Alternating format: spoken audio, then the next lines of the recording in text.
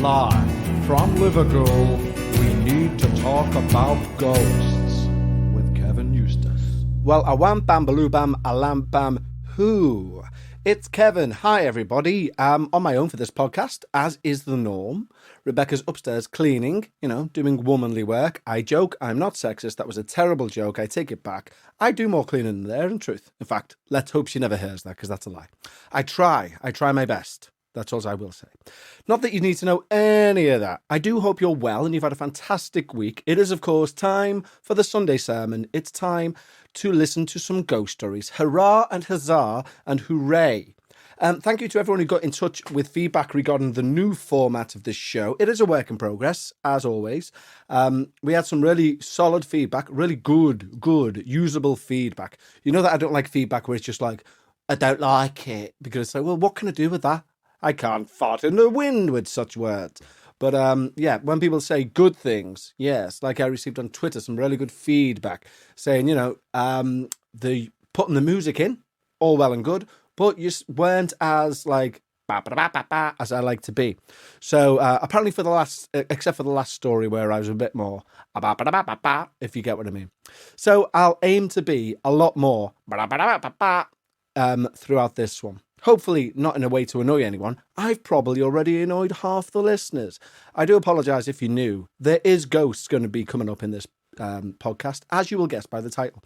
Any other news before we crack on with saying hello to some Patreons? Yes, I think there is. You may well have seen, if you follow us on the socials, and if you don't, you should, that I will be launching a new podcast in the up... Should I high this up a bit? Should I try? Let's see. I have the power. Yes, there you go. That's a bit clearer.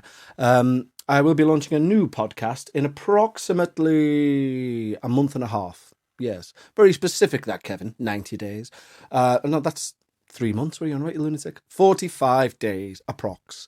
And that will be about the subject of wrestling, because I have 3 passions in life, excluding Becca, of course, which is music, the paranormal, and professional wrestling. As long as I have those 3 in my life at regular intervals, I am a happy bunny. So therefore, I thought it would only be fitting that we have a second podcast. We need to talk about wrestling. Yes. Now, I've already started a Facebook group for that and an Instagram. So search for Talk About Wrestling or We Need to Talk About Wrestling on both of those and you'll find them. Anyway, there'll be more on that when it's launched, of course. But this is not a show about wrestling. No. This is a show about ghosts, and I love you all, and I love especially our patrons who keep the show afloat with their kindly donations. For that, they also will get an extra show a week. This week's Patreon one's going out a bit late. It's going out today. So when you hear this, the patrons will also have the joy of another episode, which I will give fair warning to, is of myself and Becca in a cafe, fronted by Becca. And the reason being, I'm there as well, but she's leading the show for the first time ever. Couple of reasons behind that. The main reason being I was hungover. You may have seen on Instagram, we went to a beer festival on Friday. Needless to say, I can't handle my ale, and ended up a little bit drunk. So when we recorded the Patreon one yesterday in a cafe, I was a little bit hanging, truth be told, and needed the brave Becca to step up to the plate and host the show with me as co-host. What an experience that was. If you want to find out how that went, go over to patreon.com/we need to talk about ghosts. That's patreon.com/we need to talk about ghosts. In the meantime, a lot of people have already done that. Yeah, so I thank you all. And a few people have done it this week too. So I think it's time I say thank you to them via the medium, as always, of song. The guitar's out. Ooh. If you don't know by now, basically, when you sign up to Patreon, I say thank you by putting your name into an original song at the start of the show. Yes, I do. And we have 2 people I want to say thank you to. Firstly is our new Patreon, Johnny Carr. What a name. And also a guy who's just edited his pledge. His name is Anthony Ward Esquire. Now, Anthony is an amazing guy. He basically was supporting the show via Patreon when we were doing a very high pledge option of $25 a month, and he'd done that since we started, basically. So he will always be the chairman of the board, the chairman of the Ouija board, Anthony Ward Esquire. And I don't think we were singing songs back in the day. So he's definitely due one. So this is for Johnny Carr and Anthony Ward. And it goes like this. Oh, it's a bit melancholy because I've been listening to a lot of Crowded House. Melancholy acoustic. So it goes like this. Oh, yeah. It's Johnny Carr. It's Johnny Carr. He has signed up to Patreon with Anthony Ward. With Anthony Ward. He has signed up to Patreon. And I would like to say thank you, because you are keeping this show alive. Then you end it on a 7th. Did you hear that? That's what makes it the 7th. Anyway, enough musical information. Thank you, Anthony, and thank you, Johnny. You truly are the lifeblood of the show, along with all our patrons. So if you want your name butchered by the medium of an acoustic guitar, go over to patreon.com/we need to talk about ghosts. Again, as I say, you'll get an extra show. This week, it's Drunk Me and the host of Rebecca. Anyway, shall we have some weird news of the week? I think we shall. Weekend Weird. Yes, it's time for Week in Weird. And what's weird about this week? Well, this is more from the last 10 days, really. But have you seen that the Doomsday Clock, yes, the clock that is meant to foretell when Doomsday is about to strike, has moved its closest to midnight in the history of mankind. Yes, the clock that was built, well, I say built, it was designed. It was not even a real clock. It's basically a group of scientists got together after World War II and said, you know what, we're going to end up blowing this place to smithereens if we're not careful. Why don't we, a group of clever people, sit down and say, let's look at climate change, nuclear weapons and stuff, and see just how close to midnight or doomsday we think we are. So in 1947, just after creating nuclear war, they said we're 7 minutes to midnight. And that's, within the recent years of that date, there'd been a nuclear bomb go off and kill a load of people. And they're like, no, we're 7 minutes away. Don't worry. We can do this. We can get as far away from midnight as possible. Well, ladies and gentlemen, just last week, it was announced that we are the closest to midnight that has ever been. Yes, this group of scientists, some of the cleverest people in the world, have got together. They've looked at climate change, global warming, nuclear weapons, who owns them, the current political state of everything. They've added all that up together and they've said we're now 100 seconds to midnight. Yes. So if you have loved ones out there, give them a hug, give them a kiss, because in approximately 100 seconds, the world is going to end. Of course, that's metaphorical seconds. Please don't do anything rash off the back of this stupid scouse that's telling you that we're all about to die. But sadly, we're 100 seconds to midnight, so stop being better people, I say. Weekend Weird.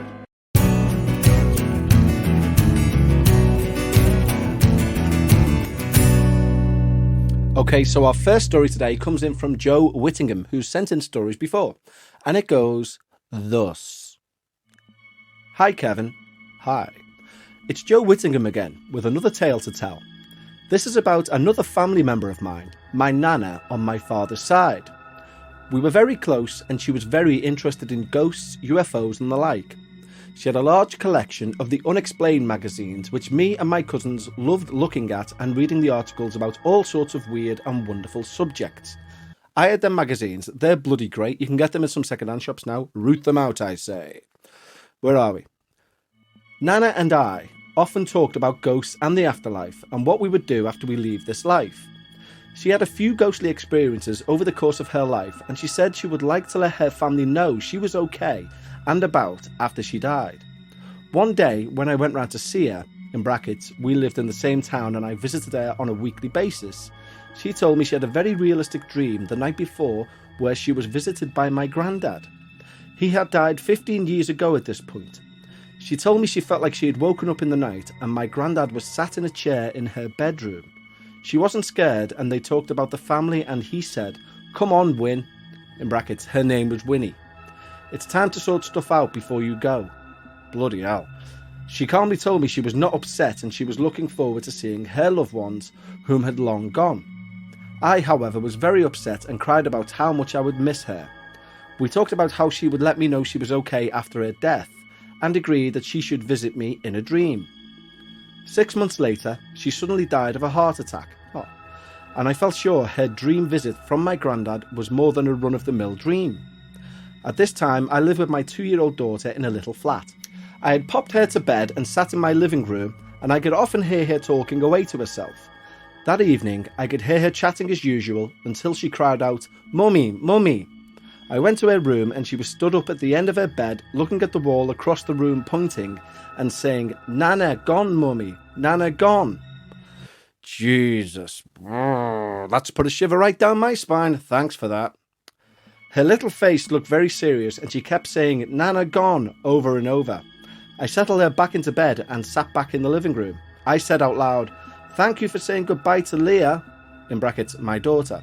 "I hope to see you soon myself." Months went by and no dream visits happened. Then one night I was dreaming about shopping in my local supermarket. In brackets, I know, how glamorous. At this point, I should say that my dreams are always very weird and I can't talk or move freely in them. Also, people in my dreams never make sense and talk in a nonsense and jumbled up way. Back to my dream. I was stood in a queue for a till and the supermarket was very busy. Gradually the scene around me began to get quieter and fade away. I became aware of another person stood in a queue across from me who, unlike everybody else, was not fading away. It became clear that only me and this other person were left. I couldn't see their upper body and head as they were holding a very large newspaper in front of them. I then noticed it was a woman wearing a pale lilac skirt. In brackets, my nana's favourite outfit was a lilac skirt with matching jacket, which she had been cremated in. As she lowered the newspaper, I saw it was Nana. I freaked out and kept saying, "It can't be you, you're dead." Bet you she loved that, bloody hell. "I've come all this way to see you, and I get greeted with this abuse." She's not Welsh either, and that was a terrible Welsh accent. Anyway, moving on. She looked at me and said, "You're not ready to see me yet." The dream ended and I must have slept on through the night. The next morning I was really upset and angry with myself for reacting in that way, as well as astonished at my dream in which I could talk and move freely and understand what Nana was saying to me. I spoke to one of my uncles, in brackets, Nana's third son of 4, about it, as he and his partner had the same belief in ghosts as me. His partner had seen Nana in their house one evening a few weeks after her death, and she was smiling and wearing her lilac skirt and jacket. They were hopeful that she would come back to see me and say goodbye. About a year went by, and I then dreamt I was working in a large office block, in brackets, yet another glamorous location, waiting for a lift to an upper floor. When the lift arrived and the doors slid back, there was a bench across the back wall of the lift, and sitting there smiling was my Nana. She patted the space next to her and said, "Are you ready to chat now?"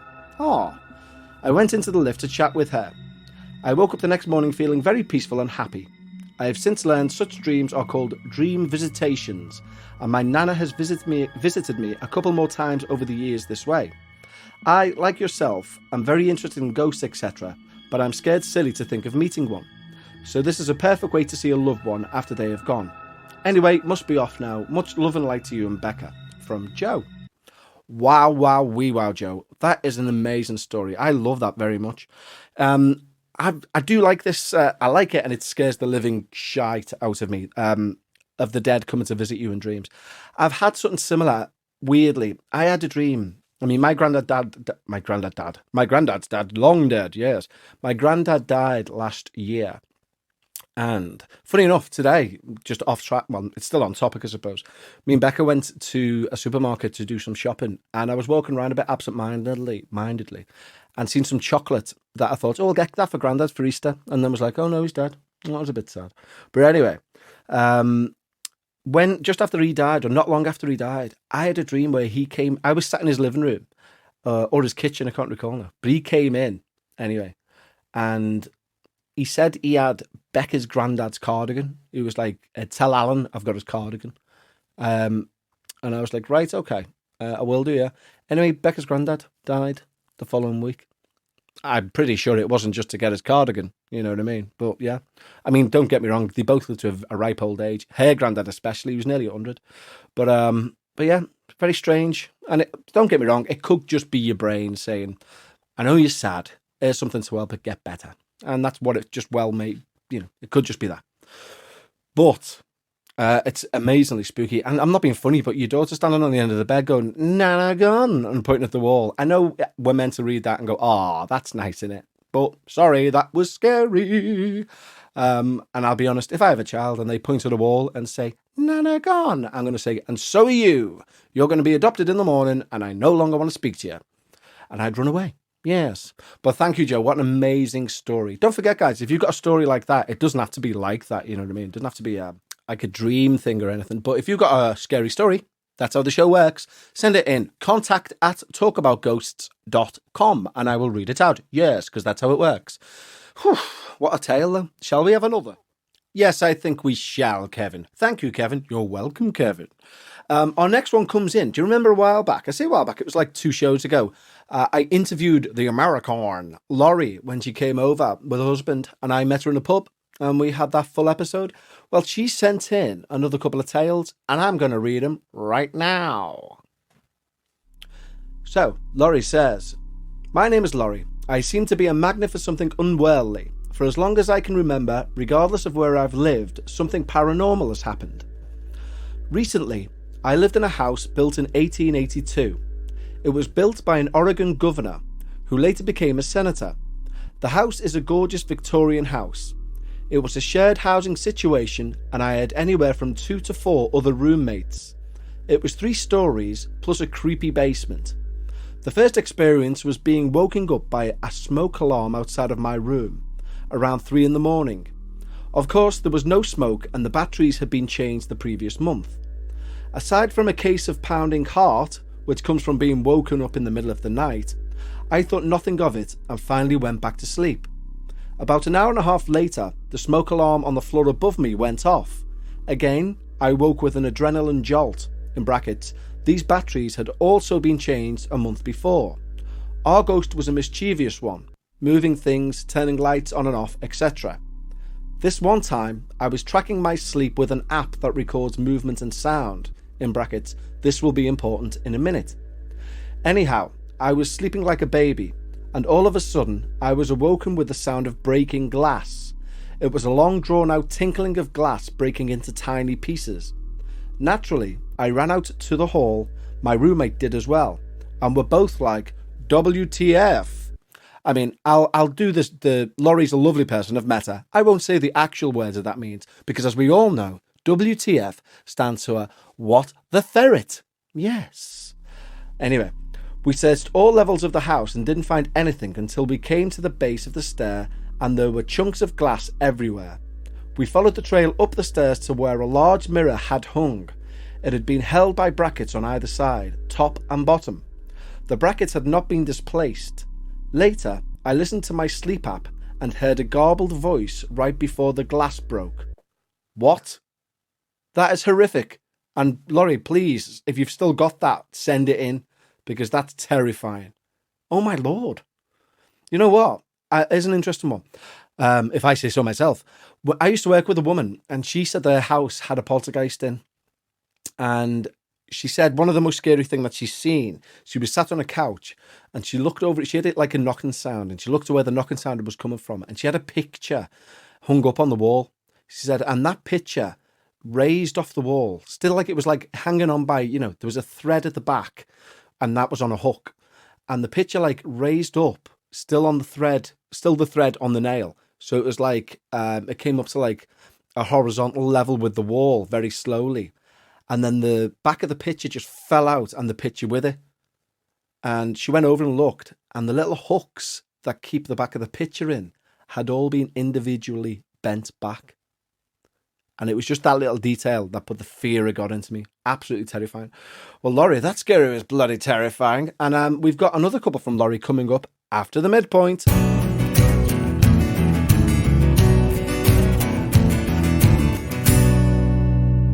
So, a midpoint has been reached. Hooray! We all sung in unison. A little bit of a background on me. I'm in bloody agony. I'm never well these days, am I? I'm always in some sort of discomfort. So, as you all know, recently I've had a bloody ulcer on the eyeball. Who gets an ulcer on the eyeball? How can you have an angry eye? So that's been fun. I've had these drops that I've had to put in. It makes me pupil huge, like absolutely massively huge. Like I'm 50% on smack or something. Honestly, it's insane. People in work have been saying like, are you sure you're not just like, when you go to the toilet to put in your, in like inverted commas, eye drops, are you really chasing the dragon? And I'm like, no. Several reasons for that. One, I wouldn't know where you'd find a dragon chaser. But yeah, no, I look bloody weird. But also my legs are killing. We climbed a mountain last week. God. Yes, we did climb a mountain. It was quite embarrassing, really, because it took ages to get up this Mal Famau, which is a mountain in North Wales. Lovely, bloody, honest to God, scenery. What? You've never seen anything like it. You probably have. But it took forever to get up. I thought my legs were going to burst. And there was no way out. So it was kind of like, put it this way. I said to Becca, there was about 3 occasions where if somebody would have said, you can stop this now, I genuinely would have stopped, and I genuinely would have believed there was no physical way I could have carried on. But you do, because you have to, because you can't just live on a mountain, can you? You can't just become Bigfoot. I wonder if that's how Bigfoot became Bigfoot. I need to think more on that. I wonder if it's just like a really out-of-shape bloke in his 40s who halfway up a mountain went, sod this, I'm just going to live here. Newton-John. Olivia Newton-John. Little Olivia Newton-John joke there. But yeah, so ever since this mountain climb, anyway, my legs are in bulk. They're absolutely killing. And it's getting a bit beyond the joke now, because we went to do a shop before and I walked about maybe 200 yards. And I said to Becca, you know what? Like, this is how bad I am. I said, you know what? Anytime like I'm going upstairs now and my legs start to ache, I think back to that mountain and think, you can do this. And I meant it. I meant it when I said it. And Becca was like, you need to get a grip. You've literally walked down the shops and you're acting like you're like John of the Arctic. I say John of the Arctic because I can't think of any actual mountaineers. Alistair Crowley, he was a mountaineer. Did you know that? No, you do. Yes, so midpoint time it is. As you will have heard because I said it at the start, I'm doing a second podcast about wrestling. Yes. Now, I know that there's a lot of people who aren't into wrestling. I get that. But I happen to know there is a massive crossover between people who like 3 things: heavy metal, ghosts and the paranormal, and pro wrestling. It just is a thing. I'm not alone. I thought I was unique in these 3 hobbies, but I am not. So I know there will be people out there listening to this who also like pro wrestling. So what I will ask you to do, send an email to, yes, another email address is coming up. Talk about wrestling. Yes. Talk about wrestling at hotmail.com with suggestions for the new show. And this is your chance to make the show and shape the show. Now, I've got a few connections, me. You know what I mean? No, I obviously have, because like I'm going to Jericho's show for a second time sometime soon. That was recorded the other week. I went for dinner, me, Becca, and Razor Ramon. I haven't actually told many people this, but yes, we went for dinner. He was a lovely bloke when he was in Liverpool last time. I won't go into detail on this show about how that came about, but it was hysterical because Becca obviously is not, as well as not being a Ghost fan, she's also not a wrestling fan. Long story short, I was going to Hungary with all my mates because we'd all turned 40 around the same time. And all these things transpired that led to me getting a phone call to say, listen, Scott Hall is in Liverpool and he wants to go out to a restaurant. Will you go with him? I was like, yes, of course I will go for a meal with one of my heroes. So I then ring back up and we've got a meal booked already because it's me and her saying goodbye to each other while I go away for a week to get pissed. And I ring her and say, we've got this meal booked tonight. She's like, yep. I said, would you be all right? Have you ever heard of a fella called Razor Ramon? And she's like, no. What's going on? I'm like, well, how about we make this a threesome? Yeah, not that way, bloody hell. Jesus wept, though I'm sure he would have. And we go for a meal, the 3 of us, me, you, and Razor Ramon. And she was like, I've never heard of him. Is he important to you? I was like, yeah, this will be a big deal. She was like, well, fine, okay, if that's fine, if you want to do it. So me, Becca, and Razor Ramon went for tapas. And we had a lovely night. Talked about wrestling all night. And because it was dead funny, because Becca doesn't know him from Adam, she was like, just chatting like a normal person and saying things like if he got, not that he got out of hand, he was a lovely guy, but if he said something which she didn't quite agree with, she'd be like, no, we don't say that around here, Scott. I was like, bloody hell, stop telling Razor Ramon off, Becca. Jesus, he's going to raise his edge through the table. A few of you will know what a razor's edge is. If you don't, it's obviously a wrestling finishing move. So yes, long story short, I'm very excited about doing a wrestling podcast in approximately a month and a half. Yeah, it's going to tie in, you see, with things like WrestleMania, which is a big wrestling event. I'm also going to be working for the Love of Wrestling, which is a wrestling convention, and I will be sitting alongside people such as Kenny Omega and a few other people that I've got my name down to work with. So it's going to be a good show. So if you were a wrestling fan and you want to have input into the show before it even begins, send an email to talkaboutwrestling@hotmail.com. Apologies for everybody who doesn't like wrestling and was like, why was that whole blurb in the middle of a ghost podcast? Well, because I'm excited about it. It's my show. Can do what I want. No. But I do appreciate your patience if you don't like wrestling. So yeah, exciting times, I say. But do please continue to send your ghost stories in. contact@talkaboutghosts.com, and I will, of course, read them out. Now, we're going to have more stories after this midpoint, of course, because that's the point of the show. We're going to have some of your lovely reviews. Please continue to add them onto iTunes or wherever you get your podcast from. And we're also going to have a pre-recorded story read out. Yes. I'll say more about that just before I play it. But yeah, it's a nice little change. Have someone else reading a story. Give me a bit of a break. Know what I mean? So yeah, in the meantime, tell you what, Kevin, are you sure you're not over this hangover? No, I'm not actually, Kevin. Thank you. Anyway, enough of this waffle. Let's get back to some scary stories. Hurrah!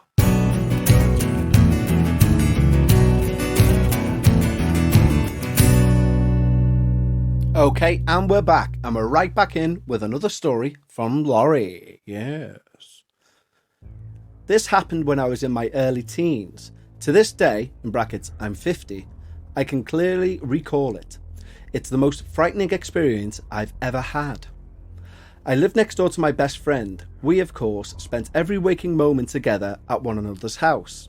At this time, her mum had a boyfriend who was really into hard rock, Ozzy Osbourne, Iron Maiden, etc. At the time, not my favourite genre. Unfortunately, in my small town, the only radio stations available were country and rock. On this particular night, it was winter and very cold. My best friend and I were at her house. Her mum was gone and her younger sisters were either gone or in bed.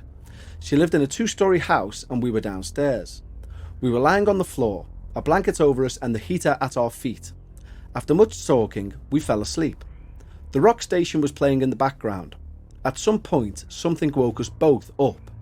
We turned towards the stairs and saw a demon-looking beast with chains standing at the base of the stairs. Laurie, I did not expect this to turn into that. Oh my effing God, what the ferret. Jesus, that's terrifying. We both froze with fear, then it quickly disappeared. We both scrambled to her mum's room and locked the door. Neither of us slept a wink. I should mention that an Ozzy song was playing in the background, and I have never since been able to listen to him or Black Sabbath. Christ on a bike. That is terrifying. I wouldn't like to put the blame firmly on Ozzy there, but that's horrible. You've both seen a demon. Now, if one of you's seen a demon, you'd be a bit like, okay, you've been on the cheese. But if both of you see a demon, I'm sorry, but that's a bloody demon. I'd like the way that you don't leave the house, though. It's like, so there's a demon in chains at the bottom of the stairs. We thought it best to go into another room.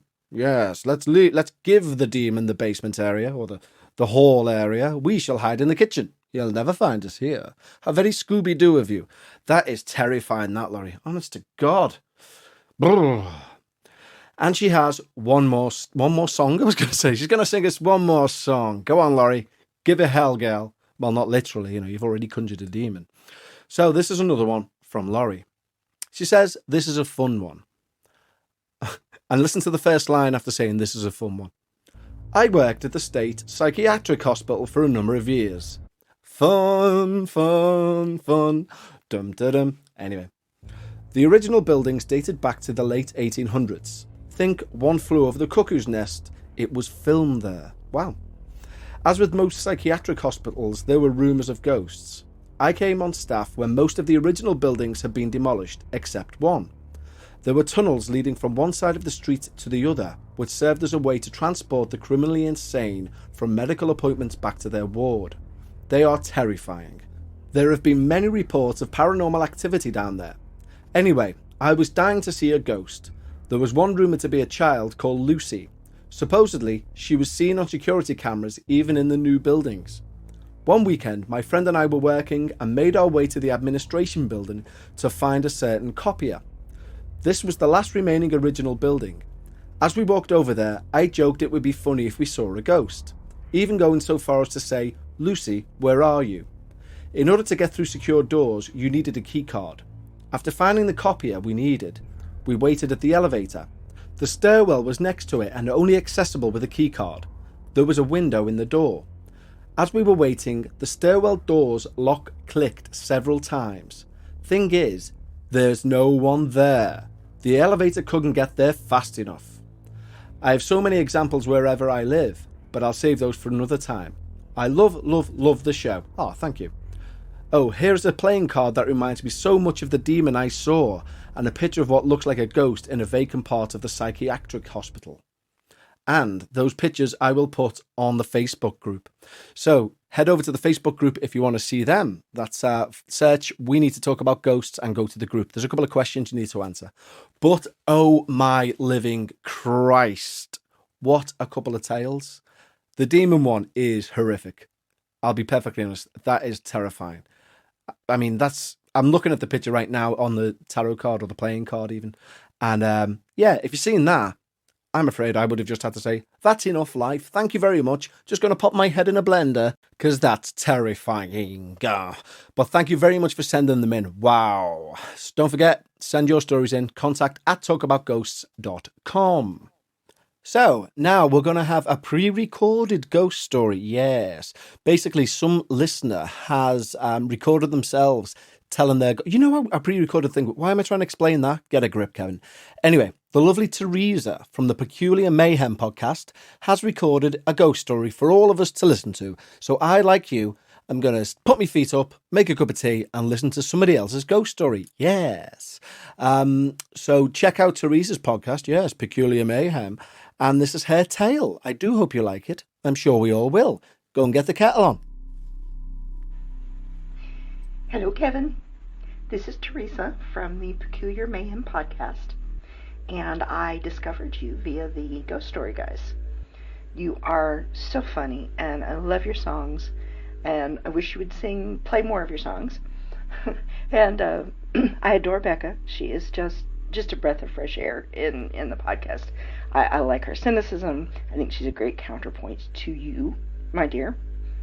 So I noticed that a lot of your stories are kind of scary and a little weird, and I thought you might enjoy a couple stories about a ghost that is sweet and funny and enjoyable. Well, for the most part, enjoyable. My dad passed away about, 18 years ago, and I miss him terribly. He was a fantastic man and just the best person you could possibly want to have around. And he was very careful about his house and his family, and he liked to take care of all of us. So when he passed away, a week or so after the funeral, and family had all gone home, and I had gone back. I lived in the same town, but, I wasn't staying with my mom anymore, and Mom was by herself. She took their little dog out for a walk. Now, it was a short walk. It was an older woman. It was a little dog. So, they just walked a little way. Well, when she came back up on the back deck, which is the main door that we used to go in and out, the door was locked. Now, she had not locked it. She did not take a key with her. In order to lock it from the outside, you had to have the key. In order to lock it from the inside, you had to turn it in what I consider to be a very non-intuitive way. And it has to be flipped pretty hard, and closed pretty snugly. You have to push on the door and make sure it closes. So there was no way it could have been closed from the inside without anyone else there. And no one was around with a key who could have locked it behind her. So she learned very quickly to take a key with her when she went out with the dogs, because it was very clearly Dad saying, I don't care how short of a time you leave the house, you lock it before you go, which is very much like my dad. Another good story is he was a master woodworker, just absolutely amazing artist. And he had in the basement of the house that my parents lived in, he had a wood shop. And I had a little room right next to him where I had a little art studio because I didn't have a good place for it at home. I would go in and look for something. I would know that my dad had, a particular tool or a particular kind of glue or kind of sandpaper or something, and I would just tear the place up looking. I'd look in my room, I'd look in his main shop, I'd look in the storeroom, wouldn't be able to find anything. And finally, one day I really got exasperated because I was looking for a polisher, I think, and I knew he had one. And I was standing outside all 3 doors at this point and said, "Okay, Dad, I know you have a whatever it was.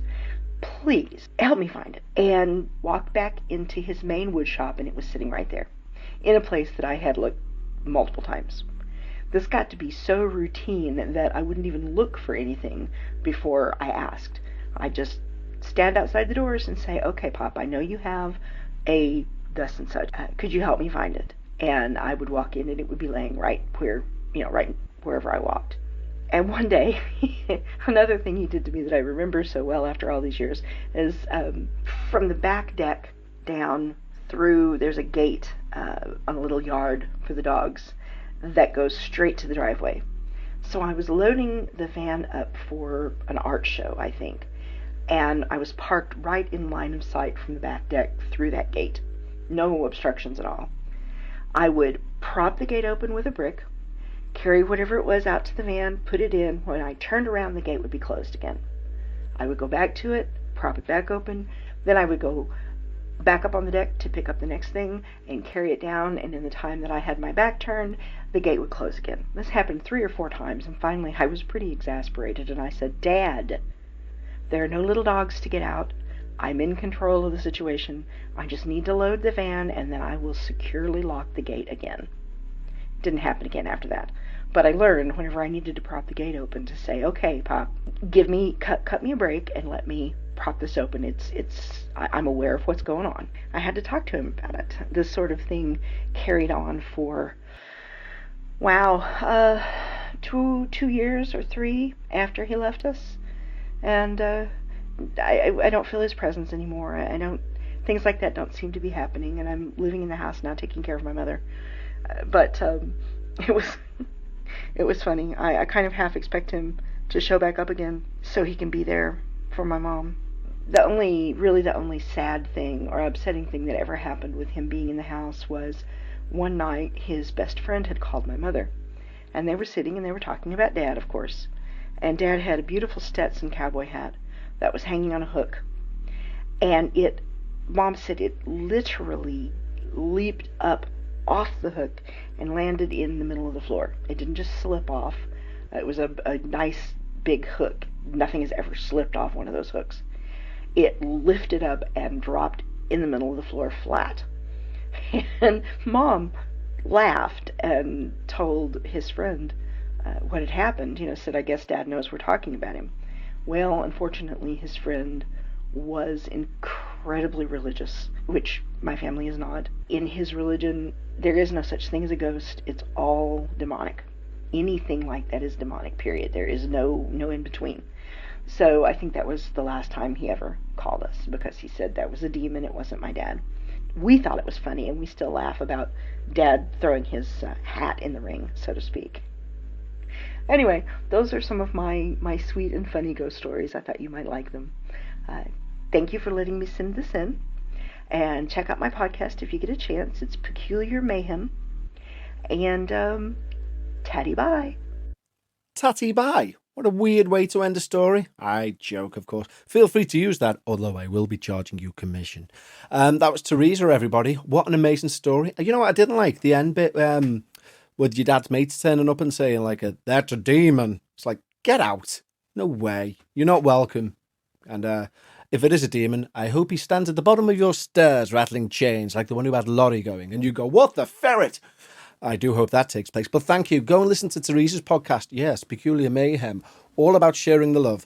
And you'll see there, this is why podcasting is such a great community. She found me through the amazing Ghost Story guys. Now you're finding her through me. So, pass the love. A rising tide raises all ships. Or so, don't know many sayings, but it's something like that. Anyway, thank you sincerely, Teresa. What an amazing story. So that wraps up the ghost stories for this week. We'll just now go into some of the lovely reviews that we've had. Don't forget, send your stories in. Contact at Talk About Ghosts, and I'll read them out. We've got some really great stories to be going on with next week, but do send yours in. If it's good, it'll get in there. Alex Butler. You may remember he sent an email in which I think Becca read out regarding the Baker Hotel. He sent in part 2 of that story, which we're very excited to read out next week. Yes, we are. And Lucy White sent in some amazing links as well. So thank you for those guys. Also, like I said last time, we need to pick a story from this episode to go on our website, www.talkaboutghosts.com. And there we're going to have a wall of fame, where the best listener story from each week goes on the site. Now, it's been really tough, and I'm not going to say one story is better than the other, but I think we can all agree. As small as the story was, the vivid image of a demon rattling chains at the bottom of the stairs has kind of won out this week. So Laurie's story is the first on our wall of fame on the website. If you go over to talkaboutghosts.com, you'll start to see them added each week, and hopefully, well, not even hopefully, it's simple maths. Within a year, we'll have like 52 listener stories on there. Fantastic. So yeah, let's get to some lovely reviews that you lovely people have been leaving us. And the first one is called Spooky Wookie. Give us 5 stars. Thank you very much. It says, oof. I've just binge listened to this podcast the past week. Pretty sure 2 days of my life has fallen into the abyss and I might have lost my job, but it was worth it. And that's from Heather Marbuk on Apple Podcasts. So thank you very much, Heather. That's very nice of you. We have one called A Rare Talent. Yes. 5 stars. Thank you. There are few people on earth who can host a one-man show well, and Kevin is one. I'm just going to pat me on back here. Well done, me. I like the impressions and accents, really, bloody hell, because that's what one does in a one-man show. Kevin is so genuine and open towards stories and listeners. I love that. He's not gimmicky or trying to project a radio persona. He's just Kev, and he's great. And that's from Danny677965 via Apple Podcasts in the US of A. Thank you, Danny. That's very nice of you to say. And finally, we have a new one, which is called Best Podcast by a Country Mile. 5 stars. Honest to God, my head's going to get so big. I've got a big head anyway, but it's going to get bigger. Yes, it is. Anyway, 5 stars. Love this podcast with Kevin. Take on stories and his humour. Keep up the good work and keep going. You make my boring days at work fly by. All the best in the future, mate. And that's from JTC 007. Bond. Apple Podcasts, Great Britain. Well, use it all. Bloody lovely. Keep them reviews coming in. We'll read them out because, that's what contributions to shows are all about and how they should work. But yeah, I'm glad that you like it. What can I say? Quite humbled by it all, I am indeed. So yes, if you'd like to send your stories in, I would love to read them and read them out. Send them in to contact@talkaboutghosts.com. If you want to go and join the Patreon, by all means do. It helps keep It helps keep the show going. That's over at patreon.com/we need to talk about ghosts. There you'll get an extra show a week. It's a lot more laid back. It's definitely always me and Becca just shooting the breeze. As I say, this week it's a hungover me and Becca fronting the show. But yeah, until next week, then I will love you all and I will leave you all. But I shall see you all next week. Ta-ta, bye everyone. You're all amazing. Bye-bye.